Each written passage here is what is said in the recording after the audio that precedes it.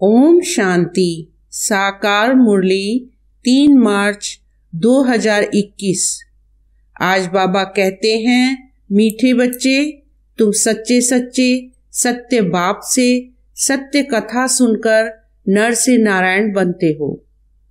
तुम्हें 21 जन्म के लिए बेहद के बाप से वर्षा मिल जाता है।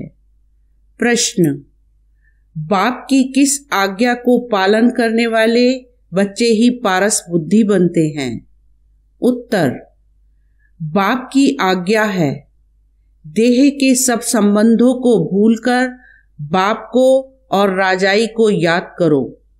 यही सद्गति के लिए सद्गुरु की श्रीमत है। जो इस श्रीमत को पालन करते अर्थात देही अभिमानी बनते हैं, वही पारस बुद्धि बनते हैं। गीत: आज अंधेरे में हम इंसान। ओम शांति।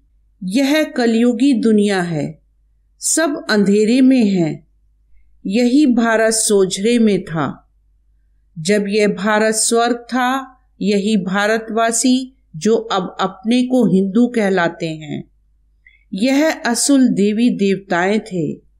भारतवासी स्वर्गवासी थे। जब कोई धर्म नहीं था, एक ही धर्म था। स्वर्ग, बैकुंठ, बहिष्ठ, हेवन, यह सब भारत के नाम थे। भारत प्राचीन पवित्र बहुत बहुत धनवान था। अभी तो भारत कंगाल है, क्योंकि अब कलयुगी है। वह सतयुग था। तुम सब भारतवासी हो। तुम जानते हो हम अंधियारे में हैं। जब स्वर्ग में थे तो सोझरे में थे।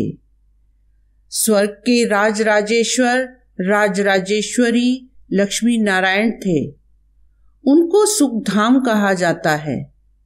नए नए आते हैं तो बाप फिर समझाते हैं।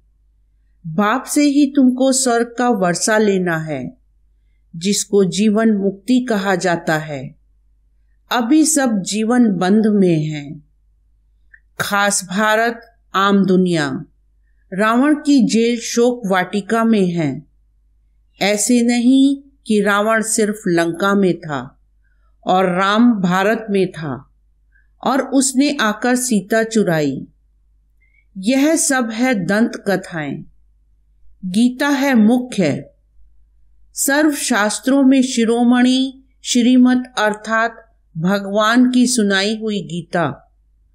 मनुष्य तो कोई की सद्गति कर नहीं सकते। सतयुग में थे जीवन मुक्त देवी देवताएं, जिन्होंने ये वर्षा कलयुग अंत में पाया था। भारत को यह पता नहीं था, ना कोई शास्त्र में है। शास्त्र तो सब हैं भक्ति मार्ग के लिए। वह सब भक्ति मार्ग का ज्ञान है। सद्गति मार्ग का ज्ञान मनुष्य मात्र में है नहीं। बाप कहते हैं कि मनुष्य के गुरु बन नहीं सकते। गुरु कोई सद्गति दे नहीं सकते। वह गुरु कहेंगे भक्ति करो, दान पुण्य करो। भक्ति द्वापर से चली आई है। सतयुग त्रेता में है ज्ञान की प्रारब्ध। ऐसे नहीं, वहां यह ज्ञान चला आता है। यह जो वर्षा भारत को था, यह बाप से संगम पर ही मिला था, जो फिर अभी तुमको मिल रहा है।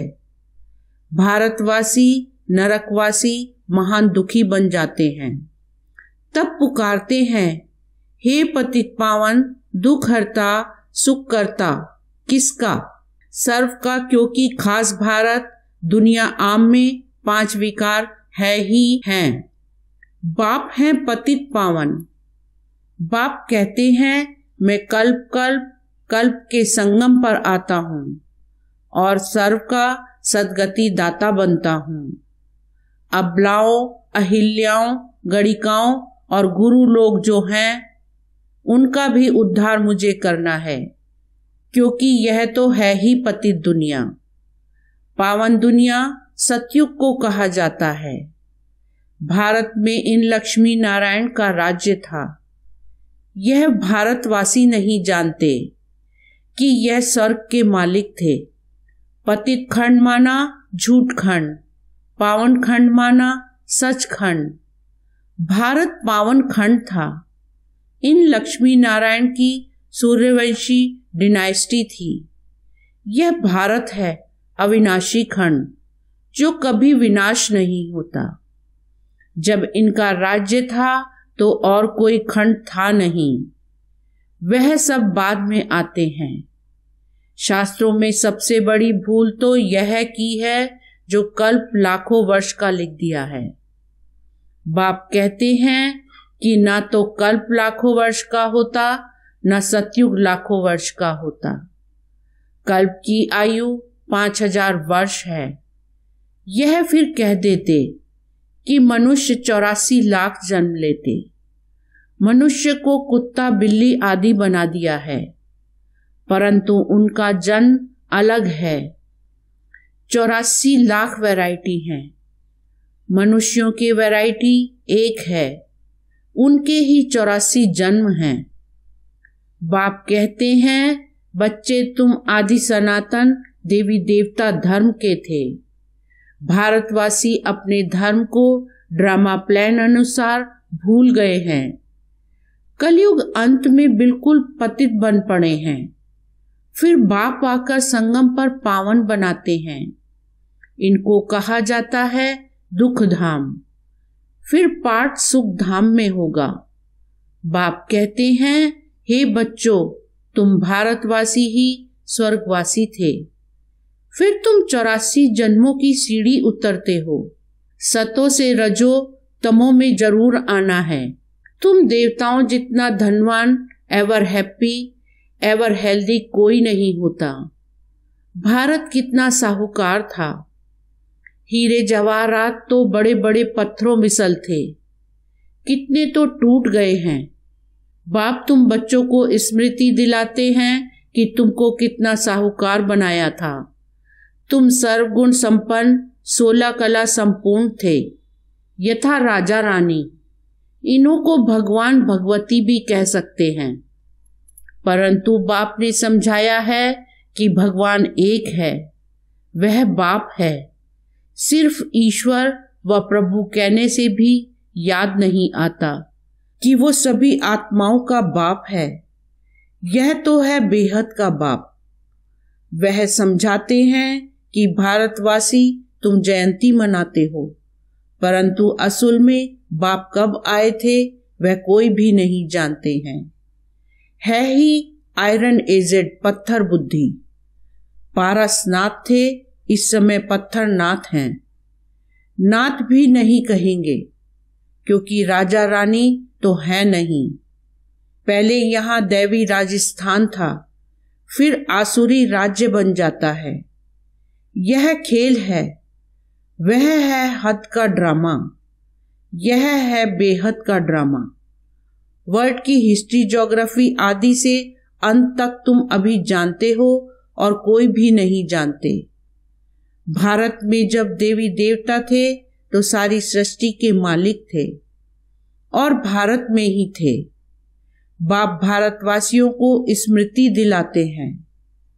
सतयुग में आदि सनातन देवी देवता, इन्हों का श्रेष्ठ धर्म श्रेष्ठ कर्म था। फिर 84 जन्मों में उतरना पड़े। यह बाप बैठ कहानी सुनाते हैं कि अब तुम्हारे बहुत जन्मों के अंत का जन्म है। एक की बात नहीं, न युद्ध का मैदान आदि ही है। भारतवासी यह भी भूल गए हैं कि इन्हों का लक्ष्मी नारायण का राज्य था। सतयुग की आयु लंबी करने से बहुत दूर ले गए हैं। बाप समझाते हैं कि मनुष्य को भगवान नहीं कह सकते। मनुष्य मनुष्य की सद्गति नहीं कर सकते। कहावत है कि सर्व का सद्गति दाता, पतितों को पावन करता एक है। यह है झूठ खंड। सच्चा बाबा सचखंड स्थापन करने वाला है। भक्त पूजा करते हैं, परंतु भक्ति मार्ग में जिसकी भी पूजा करते आए हैं, एक की भी बायोग्राफी नहीं जानते हैं। शिव जयंती तो मनाते हैं। बाप है नई दुनिया का रचयिता, हेवनली गॉड फादर, बेहद सुख देने वाला। सतयुग में सुख था, वह कैसे और किसने स्थापन किया? नरकवासियों को स्वर्गवासी बनाया, भ्रष्टाचारियों को श्रेष्ठाचारी देवता बनाया। यह तो बाप का ही काम है।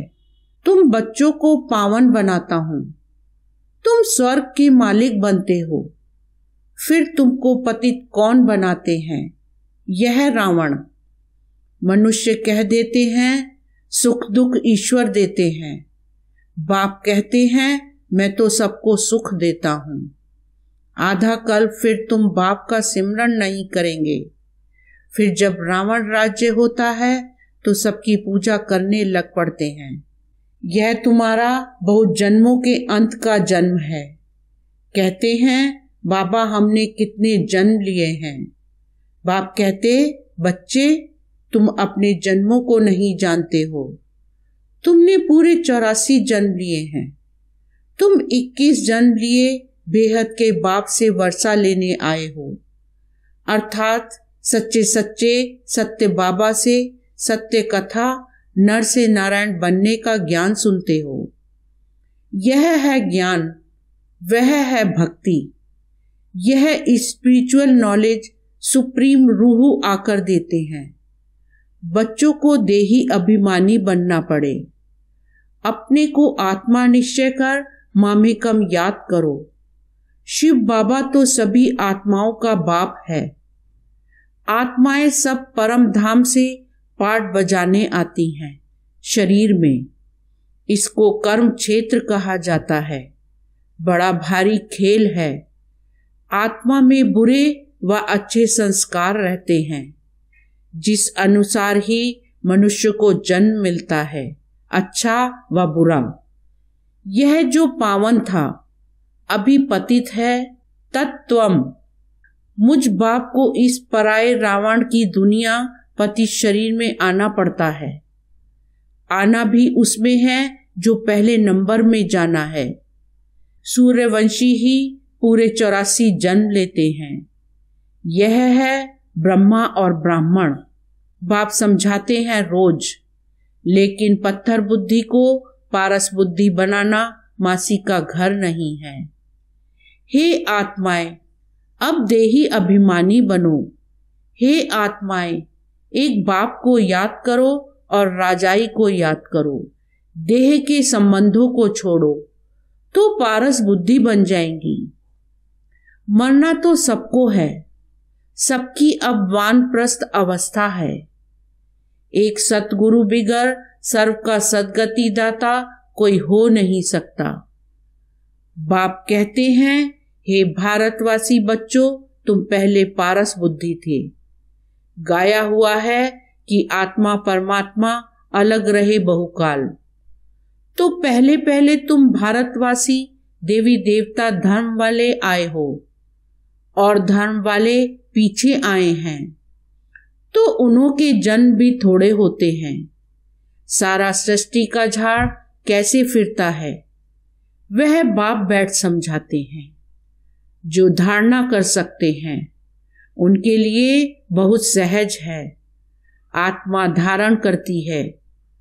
पुण्य आत्मा और पाप आत्मा तो आत्मा बनती है। तुम्हारा अंतिम 84वां जन्म है। तुम वानप्रस्थ अवस्था में हो। वानप्रस्थ अवस्था वाले गुरु करते हैं मंत्र लेने लिए। तुमको अब बाहर का मनुष्य गुरु करना नहीं है। तुम सभी का मैं बाप टीचर सतगुरु हूं। मुझे कहते ही हैं हे पतित पावन शिव बाबा। अभी स्मृति आई है। सभी आत्माओं का यह बाप है। आत्मा सत्य है, चैतन्य है, क्योंकि अमर है। सभी आत्माओं में पाठ भरा हुआ है। बाप भी सत्य चैतन्य है। वह मनुष्य सृष्टि का बीज रूप होने कारण कहते हैं कि मैं सारे झाड़ के आदि मध्य अंत को जानता हूं, इसलिए मुझे नॉलेजफुल कहा जाता है। तुमको भी सारी नॉलेज है कि बीज से झाड़ कैसे निकलता है। झाड़ बढ़ने में तो टाइम लगता है। बाप कहते हैं कि मैं बीज रूप हूं। अंत में सारा झाड़ जड़ी भूत अवस्था को पाता है। अभी देखो, देवी देवता धर्म का फाउंडेशन है नहीं, प्रायः लोप है। जब देवी देवता धर्म गुम हो जाता है तब बाप को आना पड़े, एक धर्म की स्थापना कर बाकी सबका विनाश करा देते हैं। प्रजापिता ब्रह्मा द्वारा बाप स्थापना करा रहे हैं आदि सनातन देवी देवता धर्म की। तुम आए हो भ्रष्टाचारी से श्रेष्ठाचारी देवता बनने। यह ड्रामा बना हुआ है, इनकी एंड नहीं होती। बाप आते हैं, आत्माएं सब ब्रदर्स हैं, मूल वतन में रहने वाली, जो उस एक बाप को सब याद करते हैं। दुख में सिमरन सब करें, सुख में करे न कोई।